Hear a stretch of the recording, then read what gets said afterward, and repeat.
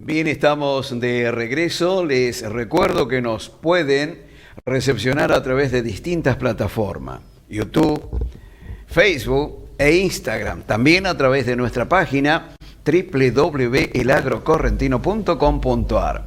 Gracias, gracias por la receptividad en tan corto tiempo de nuestro Agro Correntino TV. Les cuento que la temperatura aquí en nuestra ciudad capital es de 9 grados 4 décimas. Hay una sensación térmica de 7 grados. La humedad relativa del ambiente del 81%. La presión atmosférica 1015,7 hectopascales. Viento del sur a 16 kilómetros por hora. La visibilidad normal 10 kilómetros. Y el pronóstico dice para el día de hoy: un cielo totalmente despejado con una temperatura máxima de 15 y una mínima de 6. Para mañana, parcialmente nublado, 18 de máxima, 6 la mínima. Muy temprano en nuestra editorial dábamos cuenta de la situación económica y los conceptos vertidos por la flamante ministro de Economía, Batakis, ¿no? Batakis, en donde ella, según sus conceptos, daba cuenta que no había que preocuparse por la brecha cambiaria. Claro, ella las pasa bien, ella está todo bien. Ella no tiene la preocupación de los insumos que se pagan en dólares, de un montón de cosas que hoy realmente el productor está padeciendo. Pero tenemos a alguien que sabe bastante de ello y que realmente es una eminencia para mí, ¿no? En lo personal, en cuanto a lo que es la economía de nuestro país. Y lo voy a presentar así al ex subsecretario de Agricultura de la Nación, ex secretario de Ganadería, aquí también en nuestra provincia de Corrientes, y él es Jesús Pochi Leguiza. ¿Cómo estás, Pochi? Buen día. Buen día. ¿Cómo estamos? Muchas gracias por el Pochi, porque cuando me dicen Pochi, yo sé que es un correntino. A veces caminando por Buenos Aires, que es donde paso la mitad de mi tiempo, sí, me dicen, chao, Pochi, de Corrientes. Sí, seguro. Bueno, en Buenos Aires no me conocen por Pochi, o en otros lugares. Bien, Jesús, a ver, hoy ayer escuchábamos a la ministra y decía estas barbaridades, ¿no? Que realmente hay una situación desesperante en el agro, en el sector agropecuario, y donde mañana justamente va a comenzar un paro y cese de comercialización justamente por estas cuestiones que la ministra minimiza y bastante, ¿no? Y poco creo que le importa de todas estas cuestiones que tienen que ver con el sector productivo. Sí, señor. A ver, una visión en lo económico, en lo que tiene que ver con nuestro país. Bueno, una visión general. En primer lugar, estamos viviendo en una situación de multiproblemas, ¿cuál sería la palabra precisa? Procrastinación, es decir, dejar pasar las cosas hasta donde lleguen. Claro. Porque no necesariamente yo quiero que llegue, personalmente quiero que llegue a octubre del 23. Uh-huh. Porque con esta secuencia de protestas, paros, reclamos, que no solamente vienen de contrarios políticamente, sino que también vienen hasta del propio ala interna del partido gobernante, como hizo justamente no la ministra a la que hacía alusión, sino la vicepresidente de la Nación en su último discurso, por decirlo así, ahí en la Patagonia, cuando se tiró en contra al agro, se tiró en contra a los propios administradores de los planes sociales, ajá, a los propios hombres en general, porque habló de los hombres en general tratando de levantar el perfil de sus votantes mujeres, a pesar uh-huh, de que el 50% de los que votan a Cristina Kirchner son hombres también, de manera que está un poco homofóbica, diría yo. Esos son los problemas generales, que yo creo firmemente que la situación no da para más. Como decía yo ayer en un artículo que tú leíste, estamos en el camino final o en la recta final, no me acuerdo bien el título, que se agrava mucho con el discurso que hace al asumir y posteriormente la ministra de Hacienda, que ahora trata de juntar bajo su ala a todos los ministros que tienen que ver con la producción, como el de Agricultura, el de Energía, el de Scioli, que es de producción, y sí, Agricultura, sí, que es Domínguez. Domínguez, perdón. Que en ese discurso, si bien no incluso a Mercedes Marcó del POM, que de la FIP, que incluyó en la mesa a todos como si ella tuviera la conducción y fuese una verdadera ministra de Economía, como en su momento fue. El último fue Cavallo y su sucesor Roque Fernández allá al final de los 90. Pero vivimos un problema de brecha cambiaria. Sí. Que la brecha cambiaria cada vez se amplía mucho más. Es muy amplia. La brecha cambiaria es un indicador de que las cosas están mal. Es como la inflación, que la inflación es a su vez como la fiebre del cuerpo humano, porque es un indicador de que algo está funcionando mal.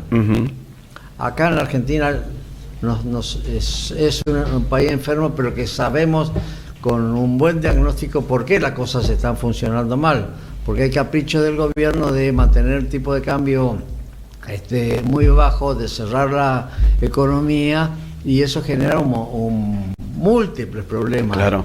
Porque tienen el concepto de que cuando tienen el mal concepto, por ejemplo, con un ejemplo muy práctico y que la gente puede entender muy bien, Argentina es un país exportador del agro, obviamente. Sus mayores exportaciones son de productos del agro procesado, que es el aceite aceite y harina de soja, sí. Aceite y harina de soja, que ambos son, si bien tienen un proceso no tan sofisticado ni tan complejo, pero el mayor producto de exportación e ingreso de divisas para el país, el agro y ese subsector. Lo mismo sucede, como decía, por ejemplo, hablando de la soja. Aparentemente la soja, el argentino no consume soja, no sabe, no está acostumbrado, piensa el argentino en general que la soja se exporta como granos para países de Europa o para la misma China, quienes a su vez tienen un mal concepto de la proteína de soja que dan de comer a los animales para obtener proteína animal, o sea, pasar de proteína vegetal a proteína animal. Cuando realmente China, la misma China, tiene una costumbre milenaria, 5.000 años, de consumir soja naturalmente, porque es una oleaginosa, un poroto como cualquier otro, y que se desactiva con el remojo, como hacían las abuelas. En China se consume el tofu, que es un queso de soja, y muchísimo. De manera que el argentino, nosotros, argentinos de todos los días, creemos que no consumimos soja, excepto las milanesas de soja, que sí se consumen hace mucho.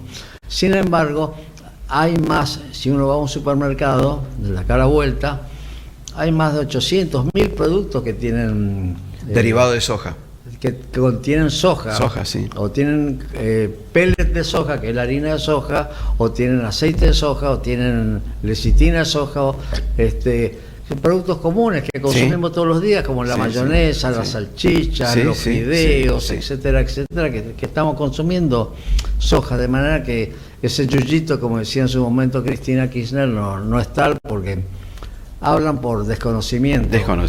La ministra es una burra. Bueno, pero eso es a nivel personal, porque yo ayer o anteayer escuchaba a este muchacho que trabaja con Milei, que tampoco es, que sabe mucho Milei, pero se volcó al espectáculo, diríamos. Sí, eso perdió puntos. Pero el muchacho al que trabaja con Milei, que ¿cómo se llama? Giacomini, comentaba que él era compañero de, no sé si de primaria o de secundaria, Colegio Nacional Buenos Aires, un colegio importante, y Universidad de Buenos Aires, donde estudió economía, compañeros de Kicillof. Sin embargo, uno tomó un camino que es el camino de cualquier economista, que es el del capitalismo y la economía de mercado. En cambio, otro tomó el camino de la pasión y del corazón, de enamorarse de Che Guevara y todas esas cosas que no, hoy por hoy no. Y esa ideología que lo transforman en fanáticos, porque no hablan de otra cosa y siguen siempre y no pueden cambiar de tema. De manera que, volviendo a la ministra de Economía y volviendo a la brecha cambiaria es un indicador de que las cosas están funcionando mal desde el punto de vista de la política económica. Eso evita que, como estaba diciendo, como un ejemplo común, Argentina es un gran exportador, exporta mucho trigo, por el Mercosur exporta casi 11.000 millones de toneladas de trigo a Brasil, y la gente, las autoridades en este caso, piensan que si cierran el mercado de exportación de trigo a Brasil, por ejemplo, entonces van a abaratar el pan. Si cierran la exportación de carne, entonces la carne va a ser más barata. Cuando en realidad los cortes de exportación de carne son distintos a los que se consumen acá, los cortes populares. De manera que todo lo que hacen en materia de utilización del tipo de cambio para abaratar teóricamente productos, de cerrar los mercados teóricamente para abaratar productos, lo único que producen es un daño al país, a todos los argentinos, no solamente a los que los votan y no creen que sufren daño, porque son los que más daño sufren, sino a todo el resto de la población y sobre todo a las empresas o empresarios o capitalistas, que son los que realmente crean riqueza, porque del Estado nacional capitalista, como sería esto, o sea, el comunismo, o que tendemos hacia el comunismo, el Estado no crea nada, crea empleo. Incluso en la utilización del cómputo de la contabilidad nacional, el empleo público se considera como una variable que no tiene repercusión secundaria, es como si fuese un consumo. Nada más. Acuérdese que el Producto Bruto de un país se estima como la suma de los bienes de inversión y la suma de los bienes de consumo. El empleo público es el salario que se paga por el empleo público, va directamente al consumo, o sea que da pocas vueltas en la economía. Para muy poco no tiene efecto acumulador, acelerador ni multiplicador, como habitualmente se dice. Perdón, me extendí. No mueve el índice, digamos, de lo que es realmente no mueve la aguja. La aguja del índice, sí, no mueve la aguja.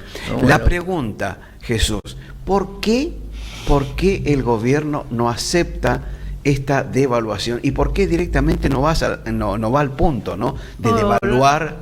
La verdad que mienten, viven mintiendo, porque todos los días se está devaluando y en términos técnicos y precisos, esta devaluación que hace el gobierno se llama crawling peg en inglés, que quiere decir tipo de cambio reptante, que todos los días va subiendo un poquito, o sea que está traccionado por el dólar blue o el otro dólar que se compra libremente, que es el bolsa con liquidación.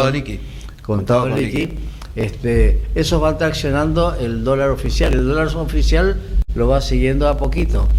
Esto no puede durar toda la vida. En un momento, en un mes, o en octubre de este año, del 23, del otro año, las cosas tienen que cambiar, porque todos esos políticas de tipo de cambio múltiple, tasa de interés múltiple, salarios diferenciados, etcétera, etcétera, a la corta o a la larga tienden a unificarse en un solo valor.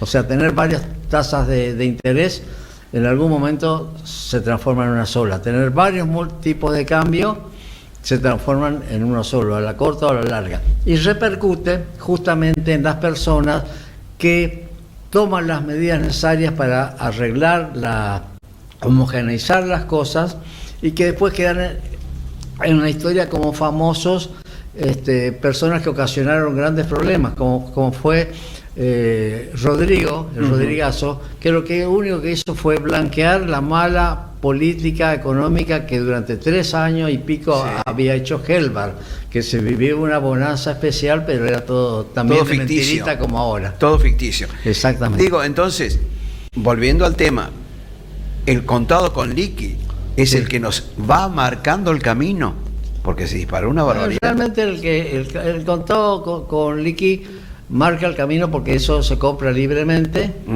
se puede comprar en cantidad suficiente,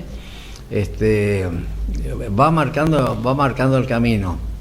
Y a su vez, pero el que marca la sensación y el estado de ánimo y de desconfianza de la población es el dólar blue, que es el que uno puede comprar 100, 200, 1000 dólares. Si puede. Hoy no. En los arbolitos se compran. Claro. Venden en toda la esquina. Bueno. Por eso digo, bueno, pero... Bueno, ahora, si puede uno personalmente, si tiene ese poder adquisitivo. Exacto, ¿no? si tiene el poder adquisitivo. Pero volviendo al tema de devaluación, de inflación, porque hoy estamos observando una inflación que realmente muchos no quieren aceptar, pero ya en los supermercados no hay precio, Jesús, no hay precio. Y productos de primera calidad ya no se consiguen. Entonces estamos viviendo una devaluación galopante. Exacto. Inflación galopante. Una inflación galopante.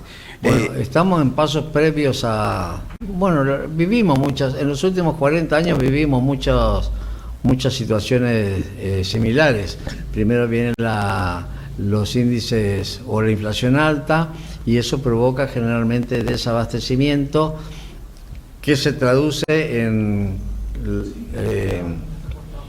la negación por parte de comerciantes de no vender sus productos porque no tiene para estoquear sus productos para evitar vender, porque después saben que si venden no pueden reponer la misma mercadería. Exactamente. De manera que van a pérdida, o sea que todo es pérdida. Lamentablemente ¿Y entramos ya en ese callejón, Jesús? Y ya entramos la semana pasada. Acuérdense que el lunes pasado ya había comercios hasta aquí mismo en esta ciudad, por ahí esos comercios por la calle Junín o principalmente Mendoza, que Gabardini, sí, que los que venden productos para el hogar, electrodomésticos, productos para el hogar, que o remarcan los precios o directamente dicen no venden o directamente cierran sus ventanas. De manera que a la mayoría en este último tiempo se les cayó el sistema. Se les cayó el sistema, entonces no tienen precio. Pero esos no son culpables. No, obvio que no. Porque los capitalistas, los empresarios, los asalariados, los agentes económicos en general no tienen la culpa de la inflación, porque el único autorizado con autoridad para emitir dinero es el Estado. Entonces, si no hay emisión de dinero para financiar el déficit público, que a su vez para financiar el exceso de gasto del Estado, no habría inflación. De manera que es toda una cortina de humo hacer reuniones con la Cámara Industrial Argentina, que tiene sus bemoles, pero con otras asociaciones profesionales o de agricultores, para tratar de contener los precios, que es como poner una tapa a una olla de presión. Es decir, se pone la tapa, no suben los precios, pero a la corta o a la larga eso en algún momento explota. Jesús, por último, ahí está la cámara. ¿Qué le decimos a doña Rosa? De acá a no sé cuándo. Bueno, de acá a unos meses que cuide de su dinero, que trate de comprar a principio de mes, los que cobran y tienen ingresos todo lo que puedan acumular durante el mes, y de aquí a 1 año y medio, o sea octubre del 93, que piense del 2023, que piense mucho para votar, porque la cosa tiene que cambiar. A la corta o a la larga, a mano dura o a mano blanda, la cosa seguramente va a cambiar. Pero el que venga también va a tener... El que venga va a ser como Rodrigo, va a tener la mala fama de el que cambió el que puso las cosas en orden, es como si fuese el malo de la película. El malo. Y ahí vamos a tener un proceso de 4 o 5 años, porque esta economía no se recupera hasta dentro de 10 años. Absolutamente. No sé si vamos a tener vida nosotros para poder... Bueno, pero nosotros que ya tenemos algunos años, Jesús, también ya vivimos eso. Sí, ya vivimos. Ya vivimos y es como que sabemos que viene la mano dura. Sí, pero que realmente... Pero así es, al estimado público de tu programa, que se desprenda de los pesos, que compre bienes, y algunos comprarán alimentos y otros comprarán una cama más o algún ladrillo, y que acumulen en bienes, no en pesos. No en pesos. Jesús, un gusto. Bueno, y estás invitado cuando quieras y participar del programa. Ya sé. A nosotros nos pone bien, porque aprendemos un poco más de economía a la fuerza. Por ahí lo tenemos en el día a día, pero tener... Bueno, pero ahora la economía se hizo muy popular, y todos los programas, la mayoría de los programas de televisión de la noche, noticiosos, tanto a favor del gobierno, en contra del gobierno, solamente se habla de economía. Hay que saber distinguir quién es quién. Claro, quién es quién, nada más. Creer o no creer. Gracias, Jesús, por este aporte y por venir. A vos, Juan. Muchas gracias. Así pasó Jesús Leguiza, ex subsecretario de Agricultura de la Nación. Conoce mucho de economía, es economista aparte, así que pasó Pochi por nuestro programa. Realmente, gracias, de verdad. Nosotros nos vamos a la pausa, la música, ya volvemos.